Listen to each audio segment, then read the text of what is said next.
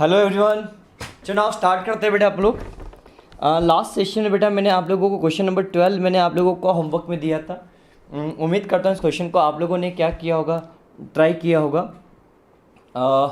और हम स्टार्ट करते हैं इस कंसेप्ट क्वेश्चन। मेरे हिसाब से जब इस क्वेश्चन के बारे में जब मैं आप लोगों से बात करता हूँ, ये क्वेश्चन मोस्ट इम्पॉर्टेंट क्वेश्चन है। ये क्वेश्चन अगर एग्ज़ाम में देखा हुआ नहीं है मेरे दोस्तों, तो इस क्वेश्चन की गलत होने की संभावना बहुत बहुत ज़्यादा है। अगर मैं एग्ज़ाम में पेपर स्वेटर हूँ और मुझे सीए फाउंडेशन का अगर पेपर बनाने का मौका मिले, तो बेटा मैं ये क्वेश्चन ज़रूर डालना चाहूँगा।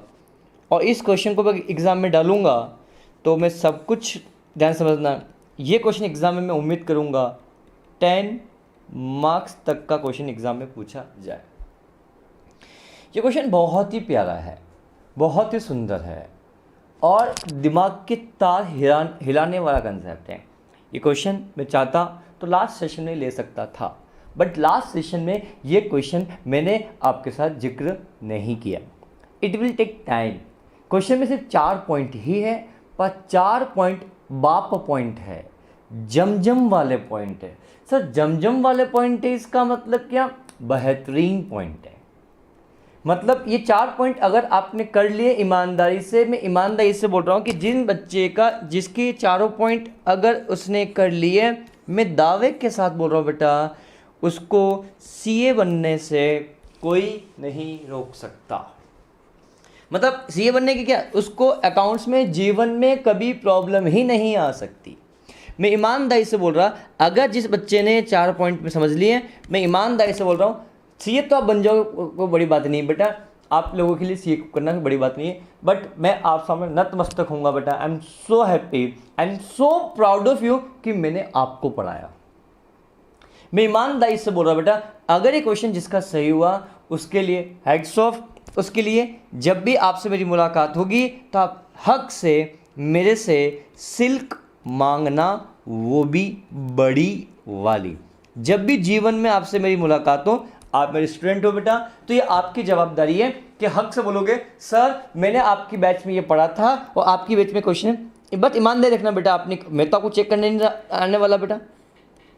तो ईमानदारी रखना कि क्वेश्चन नंबर 12 जब आप सॉल्व करोगे और सॉल्व किया और सही निकला है अगर आपका, तो जब भी अपनी कभी जीवन में मुलाकात हो, ईमानदारी से बोलना किसी क्वेश्चन नंबर 12 मैंने जब सॉल्व किया था उसमें 4 पॉइंट मेरे सही थे, आप मेरे को बड़ी वाली सिल्क, छोटी वाली नहीं बड़ी वाली सिल्क दिलाओ, और वो भी आपका मनपसंद फ्लेवर मैं दिलाऊंगा आपको। क्लियर? That's the point. आओ इस क्वेश्चन को हम पढ़ते हैं। क्वेश्चन बहुत इंपॉर्टेंट है, इस चीज़ के बारे में अपन को यहाँ पर समझना है। इस क्वेश्चन पे मैं 5 सितारा बनाए हैं बेटा। इस क्वेश्चन के लिए मैंने 5 स्टार बनाए हैं, तो उम्मीद करता हूँ ये 5 स्टार आपको समझ में अच्छे से आएंगे। समझ में? तो मैं 5 स्टार चॉकलेट दूंगा।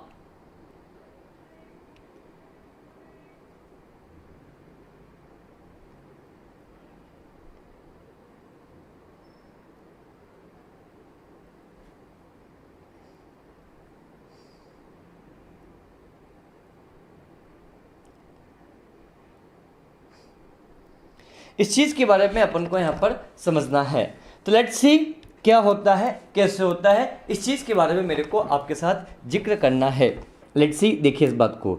The trial balance of Hari for the year ended 31 March 2016 did not agree. 31 मार्च 2016 का ट्रायल बैलेंस एग्री नहीं कर रहा है, टेली नहीं हो रहा है। बहुत बढ़िया।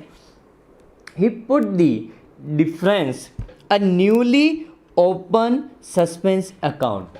जो भी डिफरेंस आ रहा था, इस डिफरेंस को सस्पेंस अकाउंट में क्या कर दिया? ट्रांसफर कर दिया। And finalise the account, and account को फाइनलाइज भी कर दिया। इन द नेक्स्ट ईयर, अगर ये लाइन लिखी हुई नहीं होती, कौन सी बात, इन द नेक्स्ट ईयर, तो भी ये समझ जाते हैं कि जो कुछ भी रेक्टिफिकेशन हो रहा है, ये रेक्टिफिकेशन सब्सिक्वेंट ईयर में हो रहा है। Are you getting my points? Clear? That's the point जिसके बारे में जिक्र मैंने आपके साथ किया। ये बात होने के आगे लिखा हालांकि in the next year he located the following error. Following error next year में जाके पता लगा कि हमसे तो कुछ गलतियां हो गई है। ठीक है बेटा, गलती हो गई तो हो गई है, इसमें कोई दोहराए वाली बात नहीं है। अब ये गलती का हम रेक्टिफिकेशन करेंगे इन 4 पॉइंट का, और रेक्टिफिकेशन करेंगे इन 4 पॉइंट का। रेक्टिफिकेशन सब्सिक्वेंट ईयर में हो रहा है। तो जब भी करेंगे तो सबसे पहले तो हमें एक एक चीज़ का बहुत अच्छे से उसका मीनिंग पता होना चाहिए। ₹4,000 paid for freight on machinery purchased on the 1st October 2015 was debited to freight account and depreciation on machinery is charged at the rate of 20% per annum। मतलब क्या, इस चीज़ के बारे में ध्यान रखना। आपने 4,000 रुपीज़, मैं क्या बोल रहा हूँ बेटा, आपने 4,000 रुपीज़ फ्रेट का पैसा पे किया है मशीन को परचेज करने के लिए। मशीन को परचेज करने के लिए आपने 1 अक्टूबर 2015 को पैसा पे किया है, और आपकी बुक्स ऑफ अकाउंट क्लोज होती है 31 मार्च 2016 के दिन। आपकी बुक्स ऑफ अकाउंट क्या होती है बेटा, क्लोज होती है। और आपने क्या किया, इसी साल में, इसी अकाउंटिंग ईयर में आपने 1 अक्टूबर 2015 को एक मशीन परचेज की, और इस मशीन को परचेज करने के लिए 4,000 रुपीज़ का आपने क्या पे किया, फ्रेट का पैसा पे किया। अब फ्रेट का पैसा पे किया है तो बट ऑब्वियस सी बात है, ये आप लोगों के लिए क्या है, खर्चा है। बट मैंने आपको पहले भी बता चुका हूँ, किसी मशीन को, किसी असेट्स को परचेज करने के लिए कोई भी एक्सपेंसेस किया जाता है तो वो एक्सपेंसेस मशीन की कॉस्ट का पार्ट, उस असेट की कॉस्ट का पार्ट बन जाता है। वो एक्सपेंसेस कैपिटल नेचर का होता है, और वो एक्सपेंसेस कैपिटल नेचर का होता है मतलब उस एक्सपेंडिचर को असेट्स की कॉस्ट में ऐड किया जाता है। जनरली जब भी हम एक्सपेंसेस करते हैं तो हमारी एंट्री पास होती है expenses account debit to cash. But जब अगर कोई एक्सपेंसेस किया और वो एक्सपेंसेस कैपिटल नेचर का है तो जिस असेट्स के लिए एक्सपेंसेस किया है उस असेट्स अकाउंट में डेबिट कर देंगे। तो right now in this situation ये 4,000 रुपीज का जो एक्सपेंसेस किया है इसके लिए एंट्री पास होनी चाहिए थी machine account debit to cash. But आपने क्या कर दिया, was debited to freight account, मतलब आपने मशीन अकाउंट को डेबिट करने की जगह इसको डेबिट कर दिया कहां पर, मशीन अकाउंट को डेबिट करने की जगह मैं फिर रिपीट कर रहा हूं बेटा, आपको मशीन अकाउंट को डेबिट करना था। मशीन अकाउंट को डेबिट करने की जगह आपने डेबिट कर दिया किसको, फ्रेट अकाउंट को। समझना एक एक चीज़ के बारे में, एक एक चीज़ का बहुत लॉजिकल पॉइंट है, इसके बारे में आपको बड़े ध्यान से समझना है। तो मेरा आप लोगों से यहाँ पे बोलना है, सर क्या बोलना है कि ध्यान से देखो बेटा आप लोग, क्या होना था, क्या हो गया, अब क्या करें। एक एक पॉइंट को बहुत लॉजिकल समझना, तो बड़े ध्यान से आप लोग समझना, क्या होना था, क्या हो गया, अब क्या करें। तो सिंपल शब्द बोलूँगे, क्या होना था मतलब करेक्ट एंट्री क्या पास होनी चाहिए थी। रॉन्ग एंट्री के बारे में जब आपसे बात करूं तो रॉन्ग एंट्री क्या पास होनी चाहिए थी, हो गई, ये बात करेंगे। अब रेक्टिफिकेशन एंट्री क्या पास होगी, इस चीज़ के बारे में समझना है। ये क्वेश्चन जो हम सॉल्व करने जा रहे हैं, क्वेश्चन नंबर 12 बेहतरीन क्वेश्चन है। अब जब मैं इस चीज़ के बारे में आप लोगों से बात करता तो पहला पॉइंट था, तो पहले पॉइंट के हिसाब से तो एंट्री पास होनी चाहिए थी machine account to be debited to cash account to be credited. 4,000 से ये एंट्री पास होनी चाहिए थी। बट जब एंट्री पास करने के बारे में हमने जिक्र किया तो क्या हो गया, हमने एंट्री पास कर दी freight account to be debited. हमने एंट्री पास कर दी, क्या एंट्री पास कर दी बेटा, freight account to be debited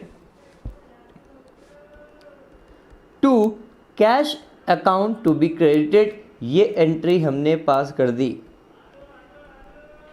क्या पॉइंट सभी को समझ में अच्छे से आया। ये होने के बाद जब मैं अगले पॉइंट के बारे में आप लोगों से बात करता इसी के साथ ये तो ठीक हो गया, बट एक बात बताओ, जिस मशीन के लिए हमने एक्सपेंसेस किया वो मशीन ऐसी कैटेगरी की है, उस पर हम डेप्रीशिएशन भी चार्ज करते हैं 20% पर एनम से। मतलब क्या, मतलब ये बेटा अगर हम सही अकाउंटिंग करते हैं तो बट ऑब्वियस सी बात है, ध्यान समझना, अगर ये एक्सपेंसेस जो फ्रेट का आपने 4000 रुपीज़ का आपने पे किया तो ये एक्सपेंसेस मशीन अकाउंट में डेबिट कर दिया, मशीन अकाउंट डेबिट कर दिया तो मशीन की वैल्यू उतने से बढ़कर आएगी। सर समझ नहीं आया तो सुनो मेरी बात को बड़े ध्यान से। हुआ ऐसा, किसी एग्जाम्पल, मैं एक एग्जाम्पल लेता हूँ और मेरा समझ में आएगा। एक मशीन थी, इस मशीन को मशीन की परचेज आपने किया तो इसकी purchase price late example 30,000 rupees थी, और मशीन ऐसी है, इस मशीन को परचेज करने के लिए हमने फ्रेट का पेमेंट किया 4,000 रुपीज़। तो सही मायने में इस मशीन की जब मैं एक्चुअल कॉस्ट की बात करूं तो एक्चुअल कॉस्ट जो होगी वो कितने रुपए की होगी बेटा, 34,000 रुपीज़ की एक्चुअल कॉस्ट होगी, 34,000 रुपीज़ की एक्चुअल कॉस्ट होगी। तो बड़े ध्यान से समझना है, 34,000 की क्या होगी बेटा, एक्चुअल कॉस्ट होगी। अब 34,000 की जब एक्चुअल कॉस्ट होगी तो बट ऑब्वियसली बात, और ये मशीन ऐसी है जिस पे हम डेप्रीशिएशन लगाते हैं, लेट एग्जांपल 10% डेप्रीशिएशन लगाएंगे, तो बट ऑब्वियसली बात है जब ईयर एंड पे इसको डेप्रीशिएशन लगाने जाएंगे तो 34,000 का डेप्रीशिएशन, 34,000 के ऊपर 10% से डेप्रीशिएशन आएगा तो कितना आना चाहिए, 3400 डेप्रीशिएशन आना चाहिए। और इसमें थोड़ा सा और मैं अपने आप को अपडेट करता हूं, बड़ा ध्यान समझना, मैं अपनी अकाउंटिंग ईयर की बात कर रहा हूं तो मैं अपनी अकाउंटिंग ईयर 31 मार्च को ख़त्म करता हूं। अगर इस मशीन को हमने परचेज किया तो मशीन परचेज कब किया, 1 अक्टूबर के दिन इस मशीन को हमने क्या किया, परचेज किया। तो जब 1 अक्टूबर के दिन इस मशीन को हम परचेज करते, मेरा आप लोगों से बोलना कि 1 अक्टूबर के दिन इस मशीन को आप क्या करते बेटा, परचेज करते, तो ऐसी सिचुएशन पे इस मशीन के लिए यहाँ से यहाँ के लिए ही इतने समय का ही डेप्रीसिएशन चार्ज होता। तो जब यहाँ से यहाँ की बात करता तो टोटल 6 मंथ ही होते, और टोटल 6 मंथ ही होते तो बट ऑब्वियस सी बात है इसके ऊपर 34,000 के ऊपर अगर मैं डेप्रीसिएशन चार्ज करने जाता तो 34,000 के ऊपर 10% डेप्रीशिएशन चार्ज करता तो 6 मंथ का ही डेप्रीशिएशन चार्ज करता। तो डेप्रीशिएशन कितना चार्ज होता, देखो बेटा 34,000 के ऊपर 10% डेप्रीशिएशन होता, डिवाइड बाई 2 करते तो 1700 का ही डेप्रीशिएशन चार्ज होता। तो जब अब मान लो इस क्वेश्चन में तो हमें पता है कि चलो ठीक है, तो मुझे बताओ मशीन को आपने यह लिखा तो आपका डेप्रीशिएशन चार्ज होता, तो एंट्री क्या पास होती, इस चीज़ के बारे में आप लोग ध्यान रखना। तो एंट्री एक और पास होती, depreciation account to be debited to machine account to be credited, entry पास होती। तो अब मैं इसको थोड़ा ध्यान समझाता हूँ बेटा, मशीन को आपने 4,000 रुपये से कम डेबिट किया, तो मशीन को आपने 4,000 डेबिट, एक मिनट ध्यान समझना, आपने 4,000 रुपीज़ फ्रेट के लिए पैसा पे किया। जब 4,000 रुपीज़ फ्रेट के लिए आप पे करते हो, मैं फिर रिपीट कर रहा हूं बच्चों, 4,000 रुपीज़ आपने फ्रेट के लिए पे किया, बट ये फ्रेट मशीन को परचेज करने के रिस्पेक्ट में तो मशीन की कॉस्ट में ऐड होना चाहिए। तो बट ऑब्वियसली अगर मशीन की कॉस्ट में ऐड होगा तो बट ऑब्वियसली बात जो भी मशीन की वैल्यू होगी, वॉट एवर मशीन की वैल्यू, लेट एग्जाम्पल मैंने बोला कि इतने पे तो डेप्रीशिएशन चार्ज होना ही है, इसी के साथ साथ इस पे भी डेप्रीशिएशन चार्ज होगा। तो यहाँ पे मशीन की ओरिजिनल वैल्यू कितनी है मुझे उसके बारे में नहीं पता, तो मारो ना गोली, बट हमें इसके बारे में तो पता है ना। से किसके बारे में, इतने वाले जो भी मशीन की वैल्यू होगी उस वैल्यू में 4,000 रुपीज़ और ऐड होगा। तो बट ऑब्वियसली बात 4,000 रुपीज़ और ऐड होगा तो इस 4,000 के एलिमेंट पे डेप्रीशिएशन भी और लगेगा। मैंने क्या बोला, इस 4,000 की वैल्यू पे डेप्रीशिएशन और लगेगा। जब और डेप्रीशिएशन लगेगा तो इस चीज़ के बारे में जिक्र हमने आपके साथ किया, 4,000 के ऊपर डेप्रीशिएशन और लगेगा। ये पॉइंट सभी को समझ में अच्छे से आया। अच्छा 4,000 पे डेप्रीशिएशन और लगेगा, क्या ये पॉइंट सभी को क्लियर है? तो बट ऑब्वियसली बात है अगर सिर्फ 4,000 पे डेप्रीशिएशन लगा, बड़े ध्यान से आप लोग समझना, अगर ये 4,000 पे डेप्रीशिएशन लगेगा तो क्यों लगेगा, कैसे लगेगा, ये पॉइंट मैं उम्मीद करता हूँ सभी को बहुत अच्छे से समझ में आया होगा। तो जब मैं इस चीज़ की बात करता तो 4000 के ऊपर हमें अगर ये एंट्री पास करते तो इस एंट्री को पास करने की वजह से ये डेप्रिसिएशन की एंट्री और पास होती। तो डेप्रिसिएशन लगाने की बात करेंगे तो depreciation account to be debited, entry क्या पास होगी बेटा, depreciation account to be debited, depreciation account to be debited to बेटा machine account to be credited. तो देखो ना बेटा, मशीन को 1 अक्टूबर को आपने परचेज किया था, 31 मार्च के दिन ये यहाँ पे हुआ। तो बट ऑब्वियस सी बात है इस 4000 के ऊपर, किसके ऊपर बेटा, 4000 के ऊपर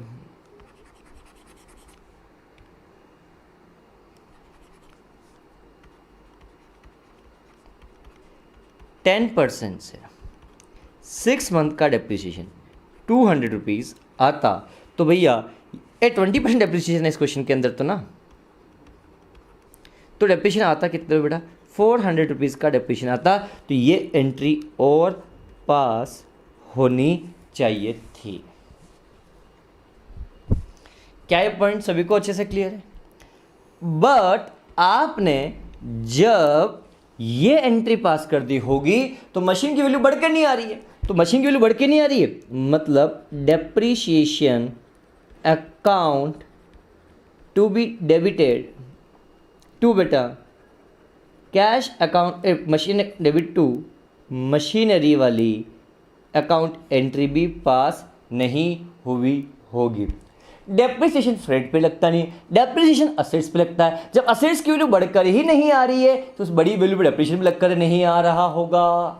और यह सारा रेक्टिफिकेशन जो हम करने जा रहे हैं, ये सारा रेक्टिफिकेशन हम सब्सिक्वेंट ईयर में करने जा रहे हैं। तो बट ऑब्वियस सी बात है, अब क्या क्या होगा। सबसे पहली बात, मशीन अकाउंट डेबिट होना था, मशीन अकाउंट डेबिट नहीं हुआ। सबसे पहले मशीन अकाउंट को डेबिट कर दो, बड़े ध्यान से समझना, मशीन अकाउंट को क्या कर दो, डेबिट कर दो। दूसरे पॉइंट के बारे में जब जिक्र मैं आपके साथ करता, कैश अकाउंट को क्रेडिट होना था, कैश अकाउंट क्रेडिट हो गया तो हमें चिंता वाली बात नहीं। मशीन अकाउंट को डेबिट करना था, मशीन अकाउंट डेबिट कर दो। कितने से बेटा, 4000 रुपीज से क्या कर दो बेटा, डेबिट कर दो। बट फ्रेट अकाउंट डेबिट नहीं होना था, फिर भी फ्रेट अकाउंट डेबिट हो गया। तो फ्रेट डेबिट नहीं होना था फिर भी डेबिट हो गया। तो डेबिट को कैंसिल करने के लिए फ्रेट को क्या कर दो बेटा, क्रेडिट कर दो। कितने से बेटा, 4000 रुपीज से। अब मैं जब ये भी पॉइंट हो गया, अब नेक्स्ट पॉइंट की बात करूं, depreciation account to be debited. Depreciation account debit होना था फिर भी डेप्रिसिएशन अकाउंट डेबिट नहीं हुआ। तो डेप्रिसिएशन अकाउंट को क्या कर दो, डेबिट कर दो। तो depreciation account to be debited कितने रुपए से बेटा, 400 से, ये भी अब डेबिट कर दो। और मशीन अकाउंट ये और क्रेडिट होना था, ये मशीन अकाउंट क्रेडिट नहीं हुआ तो मशीन अकाउंट को भी क्या कर दो बेटा, क्रेडिट कर दो। कितने से बेटा, 400 रुपीज से। अगर ध्यान से देखो तो ये रेक्टिफिकेशन एंट्री बन गई, बट ये रेक्टिफिकेशन एंट्री बनी तो ध्यान समझना, मशीन अकाउंट डेबिट भी हो रहा है, मशीन अकाउंट क्रेडिट भी हो रहा है। तो डेबिट कितने से हो रहा है, 4000 से, क्रेडिट कितने से हो रहा है, 400 से। तो अल्टीमेटली नेट डेबिट हो गया मशीन अकाउंट। तो machine account to be debited कितने से बेटा, 3600 रुपीज से। अब डेप्रिसिएशन डेबिट हो रहा है, डेप्रिसिएशन डेबिट हो रहा है, ध्यान समझना, अकाउंट टू बी डेबिटेड कितने से बेटा, 400 रुपीज से। तो मशीन अकाउंट को अब मैं क्रेडिट नहीं करूंगा, मैं नेट डेबिट करूँ 3600 रुपीज से। और फ्रेट अकाउंट क्रेडिट हो रहा है कितने से बेटा, 4000 से। बट ध्यान से सोचने वाली बात है कि ये डेप्रिसिएशन नॉमिनल नेचर का अकाउंट है, ये फ्रेट नॉमिनल नेचर का अकाउंट है। तो बट ऑब्वियस सी बात है, इनकी जगह में लिखूंगा profit and loss adjustment account, इनकी जगह लिखूंगा बेटा मैं profit and loss adjustment account, ये लिखूंगा। तो बट ऑब्वियसली बात, profit and loss adjustment debit भी हो रहा है 400 से, और profit and loss adjustment credit भी हो रहा है कितने से, 4000 से। तो नेट क्या कर दोगे बेटा, क्रेडिट कर दोगे। तो नाउ बेटा ये तो सिर्फ समझाने के लिए बताया था, पर ये करेक्ट एंट्री नहीं है। करेक्ट एंट्री जो आपके पास होगी, machine account to be debited, P and L adjustment account to be credited, ये एंट्री आप लोगों से पास होगी। सो ये पॉइंट सभी को समझ में अच्छे से आया होगा।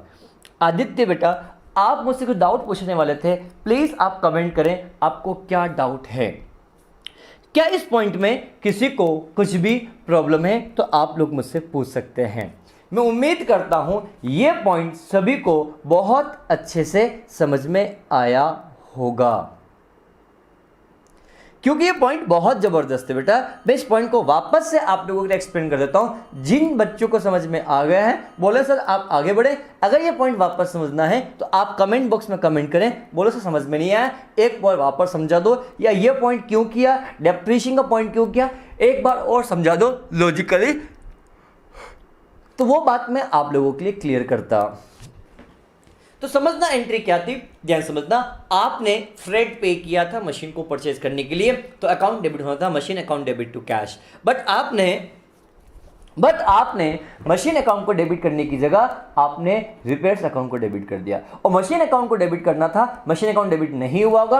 अगर मशीन अकाउंट डेबिट हो जाता, कि जिस कैटेगरी की मशीन को आपने परचेज की उस मशीन के ऊपर आप 20% से डेप्रिसिएशन चार्ज करते हो पर एनम के बेसिस पे, तो बट ऑब्वियस सी बात है अगर ये रिपेयर्स उस मशीन अकाउंट में डेबिट हो जाता, तो बट ऑब्वियस सी बात है अगर ये रिपेयर्स मशीन अकाउंट में डेबिट हो जाता, तो बट ऑब्वियस सी बात है ये रिपेयर्स अगर मशीन अकाउंट में डेबिट हो गया होता, तो बट ऑब्वियस सी बात मशीन की वैल्यू बढ़ कर आती है, तो डेप्रिसिएशन भी बढ़ के आता है। डेप्रिसिएशन कितने से बढ़ के आता है, 400 रुपीज से। सर 400 से क्यों, 4000 के ऊपर 20% डेप्रिसिएशन, और डेप्रिसिएशन सिर्फ 6 मंथ का लगेगा, 12 मंथ का नहीं लगेगा, तो 6 मंथ का डेप्रिसिएशन 400 था, तो ये एंट्री पास होनी चाहिए थी। तो करेक्ट एंट्री की बात करूं तो करेक्ट एंट्री में दिस वन और दिस वन, ये दो करेक्ट एंट्री पास होनी चाहिए थी। बट जब मैं रॉन्ग एंट्री की बात करूं तो आपने freight account debit to cash कर दिया। जब फ्रेट अकाउंट डेबिट कैश कर दिया तो मशीन अकाउंट में डेबिट हुआ ही नहीं, मशीन अकाउंट में डेबिट हुआ ही नहीं, तो बट ऑब्वियसली बात डेप्रिसिएशन लगा ही नहीं, डेप्रिसिएशन की एंट्री पास होगी ही नहीं।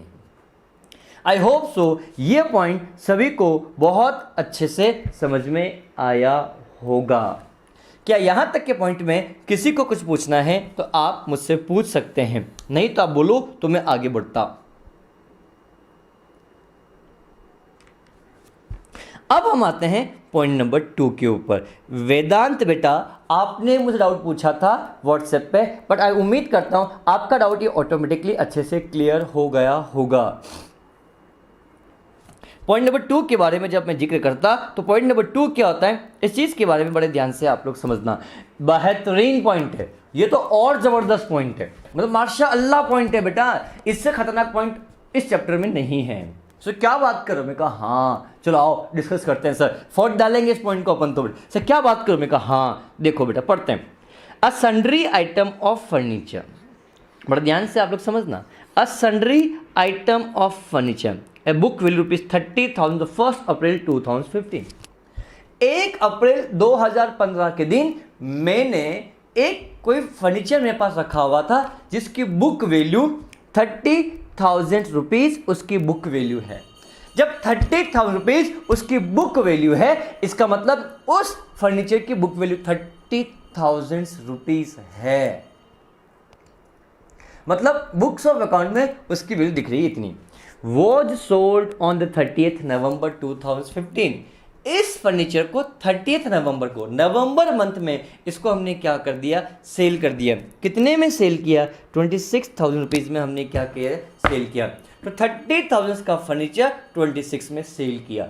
कब सेल किया, नवंबर में, मतलब अप्रैल, मई, जून, जुलाई, अगस्त, सितंबर, अक्टूबर, नवंबर, मतलब 8 महीने इसको यूज किया, उसके बाद इसको हमने क्या कर दिया, सेल कर दिया। ठीक है सर, कितने में सेल किया, 26,000 में। तो अभी देख के लग रहा है कि 30,000 का फर्नीचर 26 में हमने क्या किया, सेल किया, मतलब 4,000 रुपये का हमें क्या हुआ, लॉस हुआ। ये अभी तक के इन्फॉर्मेशन के हिसाब से, आगे पढ़ेंगे तो चीज़ें और क्लियर होगी, इस चीज़ के बारे में अपन यहाँ पे बात करेंगे। Had been entered in the sales book, had been entered in the sales book, इसके बारे में आप लोगों से बात कर रहा हूँ कि इस को हमने सेल्स बुक में रिकॉर्ड कर दिया। इतना जबरदस्त पॉइंट है यार बेटा, मतलब हमने फर्नीचर को सेल किया होगा। अब कैश में किया, क्रेडिट में केस के बारे में नहीं पता, नाम पता होता क्रेडिट मान लेते हैं, कुछ नहीं दिया होता हम कैश मान लेते हैं, बट इसको सेल्स बुक में रिकॉर्ड कर दिया, मतलब फर्नीचर वाकई में हमने किसी व्यक्ति को क्रेडिट में ही सेल किया होगा। दैट्स वाई इस normal credit sale of furniture को हमने सेल्स बुक में रिकॉर्ड कर दिया। That's a very important point. ये clear? That's the important point, ठीक है। And depreciation on furniture is charge at the rate of 15% per annum, मतलब और इस फर्नीचर इस फर्नीचर पर हमने 15% डेप्रिसिएशन चार्ज करते हैं। लेट्स सी, देखते हैं क्या क्या होता है। एक एक पॉइंट को बहुत लॉजिकल आपको समझना मेरे दोस्त, इस चीज के बारे में आपको ध्यान रखना, बड़ा ध्यान से आप लोग समझना। This is the very very important concept जिसके बारे में जिक्र मैंने आपके साथ किया। पॉइंट नंबर 2 के बारे में आप लोगों से बात करता हूं। तो पॉइंट नंबर 2 क्या बोलता है, इस चीज के बारे में आप लोग ध्यान रखना। जब पॉइंट नंबर 2 के बारे में जब मैं आप लोगों से यहाँ बात करूंगा तो उस केस में एंट्री पास होगी। हमने फर्नीचर सेल किया, पर फर्नीचर सेल होने से पहले इस पर डेप्रिसिएशन लगना चाहिए, तो एंट्री पास होगी depreciation account to be debited to furniture account to be credited. जिस फर्नीचर को बेचा है उस पर 15% डेप्रिसिएशन चार्ज करता है। तो डेप्रिसिएशन कितने पे लगेगा? 30,000 के ऊपर 15% से 8 मंथ का यूज किया, उसके बाद सेल किया। जितने समय हम असेट्स को यूज करते हैं उतने समय का हम डेप्रिसिएशन चार्ज करते हैं। Are you getting my points? तो नाउ तो 30,000 के ऊपर 15% से 8 मंथ का डेप्रिसिएशन 3,000 रुपीज होता है। वेरी इंपॉर्टेंट, 3,000 रुपीज होता है। Are you getting my points? This is the very very important concept जिसके बारे में जिक्र मैंने आपके साथ किया। तो ध्यान समझना, डेप्रिसिएशन ऐसा लगेगा। क्या ये पॉइंट सभी को अच्छे से क्लियर है? दिस इज द पॉइंट जिसके बारे में जिक्र हमने आपके साथ किया। ये बात होने के बाद ध्यान समझना, ये एंट्री हमने पास की, तो मेरा आप लोगों से बोलना ये एंट्री पास होनी चाहिए। इसी के साथ साथ मैंने इसको सेल किया, तो सेल की एंट्री क्या पास होनी चाहिए बेटा? पार्टी, क्योंकि क्रेडिट सेल मानेंगे सेल्स बुक में लिखा है, मतलब party account debit to furniture. कितने में सेल किया? 26 उससे लेना है, पर फर्नीचर जो है वो 26 मत लिखना कि फर्नीचर जो गया है। ध्यान से देखो तो फर्नीचर की value beginning of the year में 30,000 रुपीज की थी, 8 महीने यूज किया, 3,000 लगना चाहिए था, मतलब फर्नीचर की वैल्यू आज कितने की बची? 27 की है। और फर्नीचर रियल नेचर का अकाउंट है, debit was comes in, credit was goes out. तो जो फर्नीचर जा रहा है वो 27,000 का जा रहा है। मैं फिर रिपीट कर रहा हूं बेटा, ये जो फर्नीचर जा रहा है ये 27,000 का जा रहा है, पर 27,000 के बदले में 26,000 रुपीज ही हमें मिलेगा, मतलब हमें 1,000 रुपीज कम मिलेगा। 1,000 रुपीज मुझे कम मिलेगा, मतलब ये मेरा लॉस है, loss on sale of furniture account to be debited.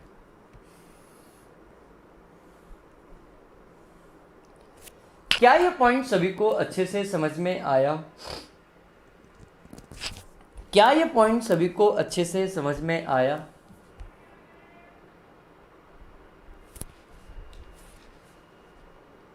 Yes बेटा, लेक्चर वापस बफर की प्रॉब्लम आ रही है शायद, या पता नहीं बेटा। ये इस टाइम पे प्रॉब्लम मैं हमेशा रिजॉल्व करता हूँ और प्रॉब्लम खत्म हो जाती है। आज भी लेक्चर में अपनी प्रॉब्लम हो गई बेटा ये।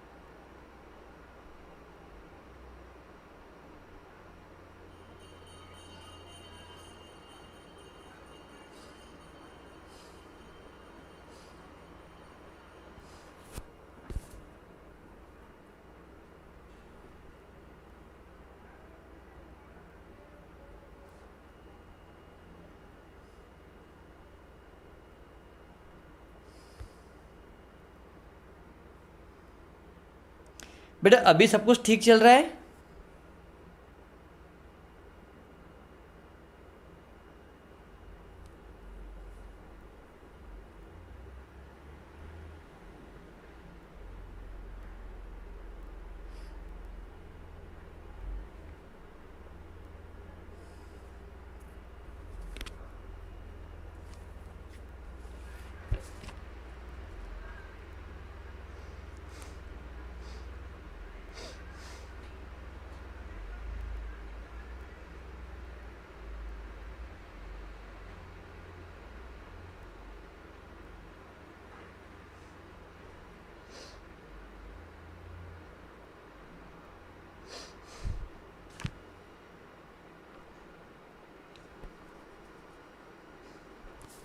क्या ये पॉइंट सभी को समझ में आया है? पॉइंट ये वाला पॉइंट वापस समझाऊं क्या एक बार? मुझे प्लीज, मुझे लेट मी क्लियर। क्या ये पॉइंट वापस से समझना है क्या?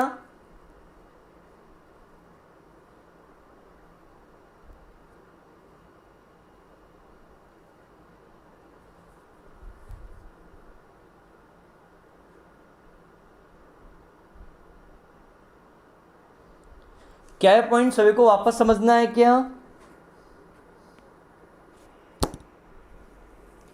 क्या ये पॉइंट आपको वापस से समझना है क्या?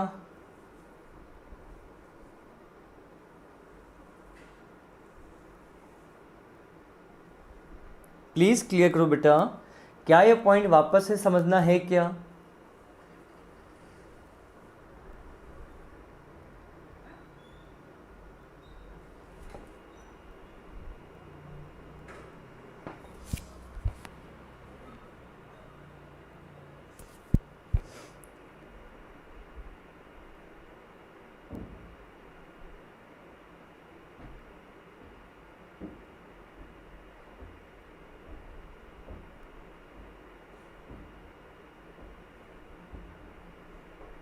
चलो ठीक है।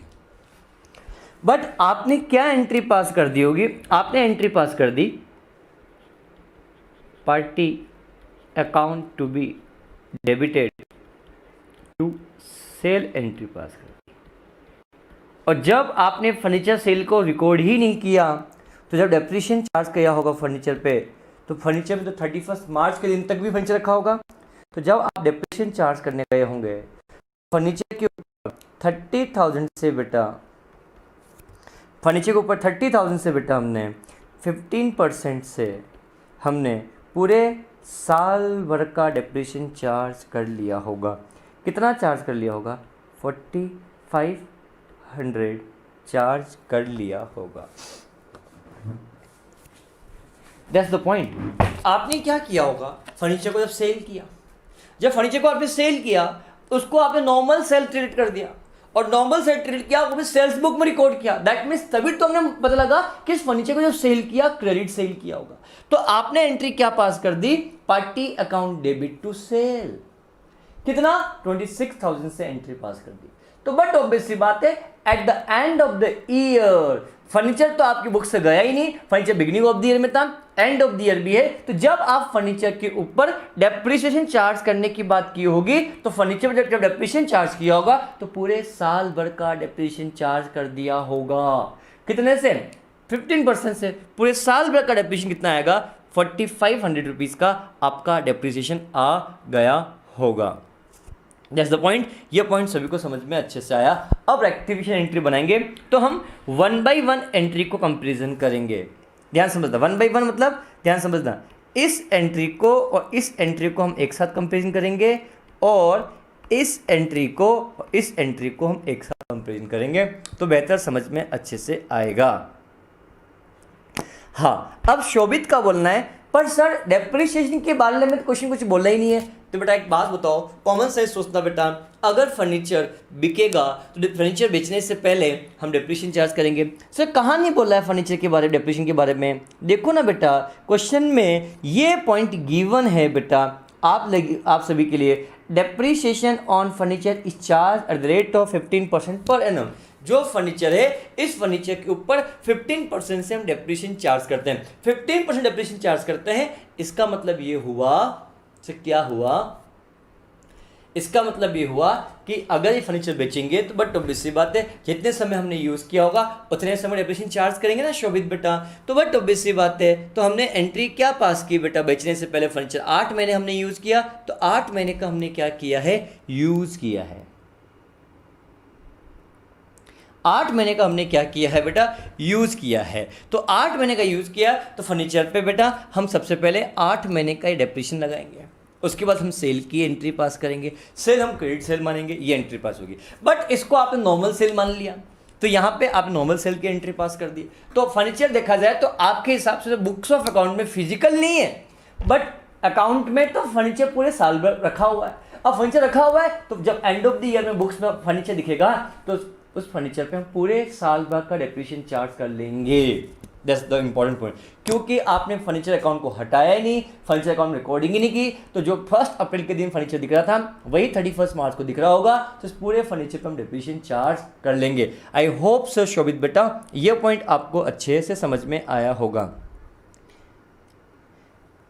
देखो बेटा हेरम आपका पूछना है कि डेप्रिसिएशन 8 महीने का चार्ज होना चाहिए बेटा, अगर करेक्ट इफेक्ट दिया होता तो हम 8 महीने का चार्ज करते हैं। बट बेटा जब आपने गलत इफेक्ट दिया, फर्नीचर जब सेल किया तो इस फर्नीचर को फर्नीचर अकाउंट में आपने ट्रांसफर ही नहीं किया, तो बट ऑब्वियस सी बात है बिगिनिंग ऑफ द ईयर में फर्नीचर था, एंड ऑफ द ईयर में फर्नीचर रखा हुआ है, तो फर्नीचर 1 अप्रैल के दिन भी आपको दिख रहा है, 31 मार्च को दिख रहा है, तो आपको लगेगा फर्नीचर पूरे साल भर हमारे पास रहा, और फर्नीचर पूरे साल भर रहा है ना बेटा,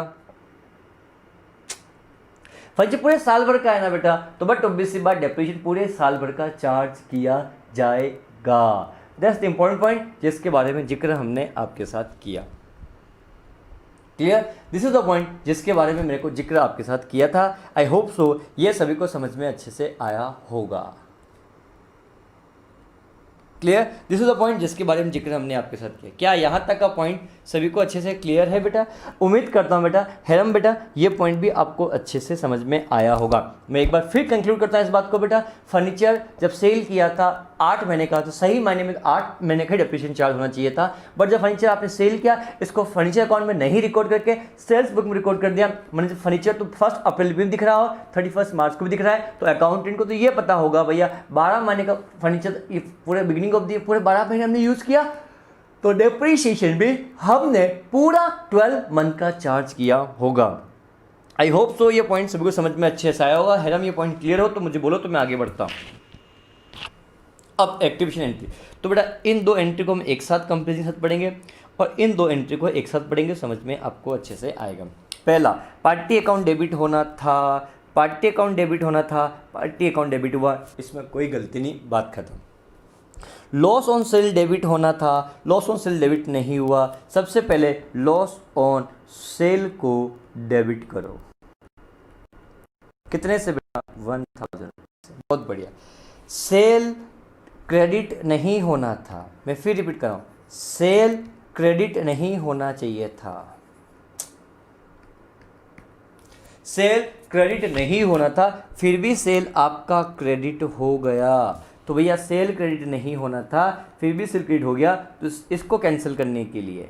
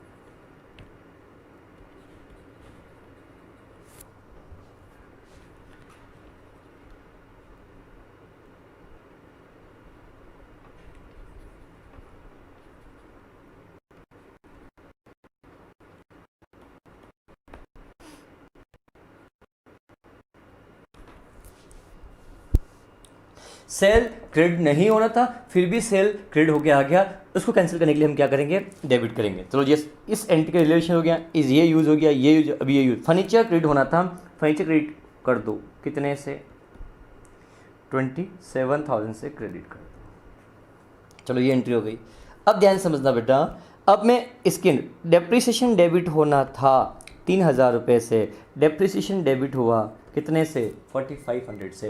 कितने से ज़्यादा डेबिट हो गया, 1,500 से, तो भैया डेप्रिसिएशन को वापस हम 1,500 से क्या कर दो, क्रेडिट कर दो।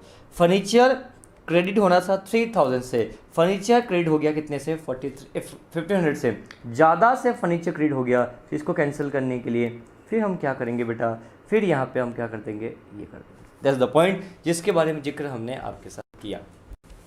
तो मेरा आप लोगों से ये बोलना है, अब इस एंट्री को हम रेक्टिफाई करते हैं। सबसे पहले देखा जाए तो लॉस ऑन सेल एक प्रकार से पीएनएल नेचर का आइटम है, इसको हम लिख देंगे profit and loss adjustment account.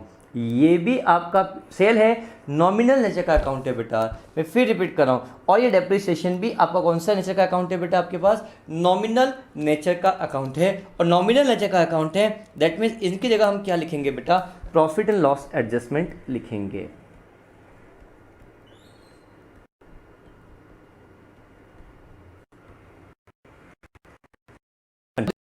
ध्यान से देखो, ये डेबिट हो रहा, अरे यार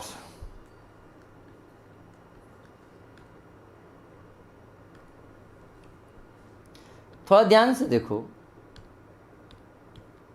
ध्यान से देखो, तो बट ऑब्वियस सी बात है, फर्नीचर क्रेडिट भी हो रहा है, फर्नीचर डेबिट भी हो रहा है, तो नेट हम,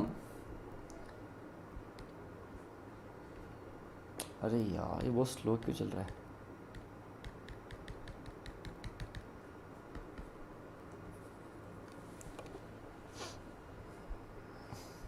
बड़ा क्वेश्चन बहुत अच्छा है, अच्छा नहीं बहुत ही अच्छा है।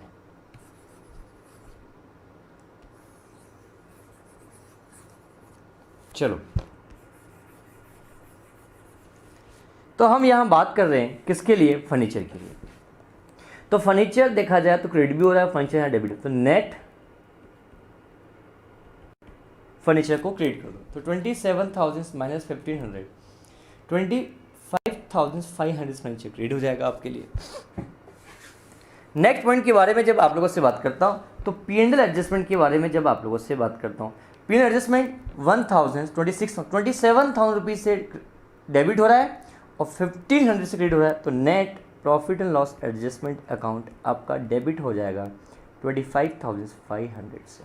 ये एंट्री करेक्ट नहीं है। एंट्री नेट आपको जो एग्ज़ाम में पास करनी है वो ऐसे एंट्री पास करनी होगी, इस चीज़ के बारे में ध्यान रखना। मैं फिर रिपीट कर रहा हूँ, मेरी बात को बड़े ध्यान से समझना बेटा। फर्नीचर, आई होप सो ये पॉइंट सभी समझ में आ गया। यहाँ तक के पॉइंट में किसी को कुछ भी पूछना है तो आप लोग मुझसे पूछ सकते हैं। पता नहीं इस पर्टिकुलर टाइम पे 11 to 11:30 के बीच में इस आधे घंटे के समय में लेक्चर बहुत स्टक होता है, लेग होता है, पता नहीं बार बार रुकता है, अटकता है, समझ नहीं आता है।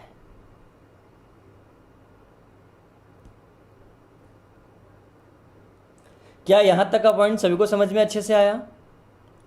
क्या यहाँ तक का पॉइंट सभी को समझ में अच्छे से आया? किसी को कुछ पूछना है तो आप ये पॉइंट मुझसे पूछ सकते हैं।